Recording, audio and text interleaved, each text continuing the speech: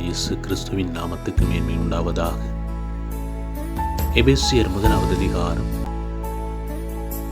வசனம் 13 இப்படியாய் சொல்லப்படுகிறது: நீங்களும் உங்கள் இரட்சிப்பின் சுவிசேஷமாகிய சத்திய வசனத்தை கேட்டு விசுவாசிகளான போது வாக்குத்தத்தம் பண்ணப்பட்ட பரிசுத்த ஆவியால் அவருக்குள் முத்திரை போடப்பட்டீர்கள் என்பதாய் அப்போஸ்தலனாகிய பவுல் சொல்லுகிறார்.